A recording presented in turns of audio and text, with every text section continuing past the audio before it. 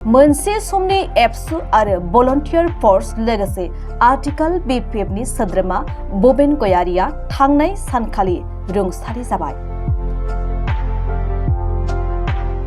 1987 मायथाइनि बड'फा उपेन्द्रनाथ ब्रह्मनि दैदेननायाव आलादा बड'लेण्ड रायजोनि सोमावसारनायाव एबसु आरो भलन्टियार फर्सनि सोद्रोमा महरै मैखोमै बिबान रुजुननानै खामानि मावबोनाय बाक्सा जिल्लानि सिङाव थानाय खारिजा बिजनि हालाम सुग्रेंबारि गामिनि थागिबि बबेन गयारिया रुंसारि जाबाय।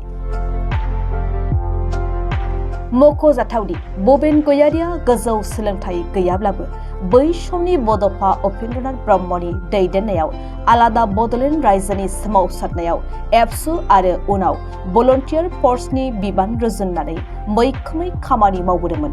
आथिखालावबो बबेन गयारिया मथनगुरि ब्लकनि सिङाव थानाय मैनामाथा प्राइमारि बिपिएफनि लोगो आफादगिरि महरै बिबान लानानै हाबा मावगासिनो दंमोन।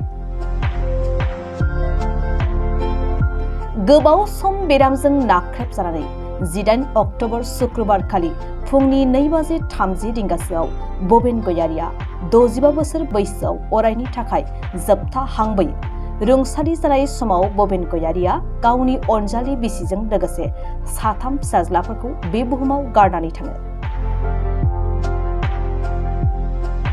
मैया रुंसारि बबेन गयारिखौ समाजनि नेमखान्थि बायदियै जोबथा बिदाय होनाय समाव दुखुथिया नखरजों लोगोसे सालबारि जिल्ला बिपिएफनि लोगो आफादगिरि चैतन्य बर' कसारिजों लोगोसे गुबुन गुबुन बिबानगिरिफ्रा मान बावनायजों जोबथा बिदाय होयो आरो सोरगोआरि गोजोन जिउमानि थाखाय आरज गाबो। सालबारि जिल्ला बिपिएफनि लोगो आफादगिरि चैतन्य बर' कसारिनि फोरमायथि। जोङो दा जि जायगायाव दङ बेयो बे गामिनि मुङा जाहैबाय सुग्रुंबारि फोथार गामि। बेयो बाक्सा जिल्लानि चिरां आरो बाक्सानि बर्डाराव थानाय दरसे गामि आरो जों दिनै बेहाय ज' जानायनि जाहोना जाहैदों बे गामिनि सासे आगोमा बर' फिसा सोरगोआरि बबेन गयारि बिथाङा थांनाय मोनानि 2:30 रिंगायाव सोरगोआरि जालांदों। बिथांनि सोमोन्दै आं नैबे दुखुथिया नखरनि सिथ्लायाव गसंनानै फंनैसो बाथ्रा बुंनो लुबैदों। बिथाङा 1987 मायथाइयाव बड'फा उपेन्द्रनाथ ब्रह्मनि दैदेननायाव जि आलादा हादोरनि सोमावसारनाय जादोंमोन बे सोमावसारनायाव बिथाङा गोख्रों भाबै बारसोमदोंमोन खारिजा बिजनि आनसलिक एबसुनि जानानै।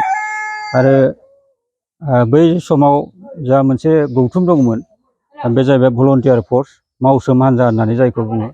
बे मावसोम हान्जानि बिथाङा सासे गोख्रों सोद्रोमामोन। दा बिथाङा हारिनि थाखाय समाजनि थाखाय आरो गामिनि सेंग्राफोरनि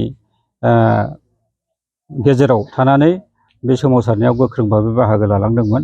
बेनिखायनो जों बिथांनि बै हारिनि थाखाय होलांनाय बिहोमानि थाखाय जों बिथांखौ दिनै माने गोसो गोरबोजों गोसोखांनानै जोबथा सनमानखौ जोङो बेहाय होनो थाखाय नुजाफैदों। आरो बे खाबुआवनो आं दुखुथिया नखरनिसिम बिथांनि अनजालि बिजि गथ' गथायसिमनोबो जोंनि दुखु मोननायखौ फोरमायदों।